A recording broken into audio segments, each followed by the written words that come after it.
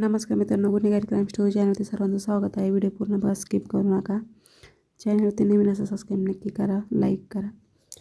तर आजची घटना आहे सोलापूरमधली पंढरपूर गावातली. पत्नी पल्लवी आणि तानाजी दोघं नवरा बायको असतात. सासू सासरे असतात, त्यांना 2 मुलं असतात.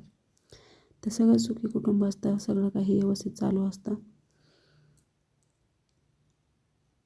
आणि ही जी पल्लवी असते मनमोकळा स्वभावाची असते, सगळ्यांशी बोलत असते ती. त्यामुळे त्या स्वभावामुळेच तिचा नवरा तिचा संशय घेत असतो. तिच्या मनात काहीच नसतं.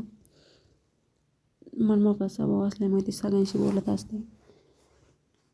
आसपासचे लोक मुलं असले ते तिच्याशी बोलले की ती पण त्यांच्याशी बोलायची. पण तिचा नवरा जो असतो तो संशय असतो, तो तिच्यावर खूप संशय घेत असतो. तर असंच बरेच दिवस होतं. सगळं चांगलं सुखी कुटुंब असतं, मुलं असतात, सगळं असतं. सगळे शेतीमध्ये काम करून त्यांचा उदरनिर्वाह चालू असतो.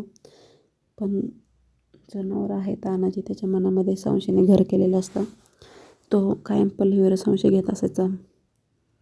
तर दिवसभर शेतीमध्ये काबाड कष्ट करून थकून जायचे आणि संध्याकाळी आपलं आवरलं का झोपायचे. पण त्यातच काय होतं, याच्या मनामध्ये सारखा संशय चालू असतो.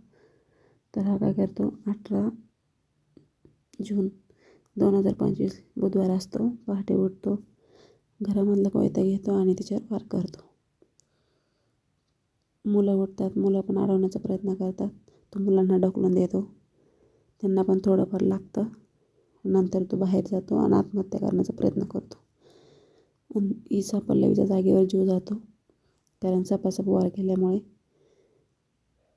तर मित्रांनो, संशय हा खूप वाईट असतो. संशयामुळे चांगले कुटुंब उद्ध्वस्त होतात. तर तुम्हाला काय वाटतं स्टोरीतून कमेंट करून नक्की सांगा. भेटूया नेक्स्ट व्हिडिओमध्ये.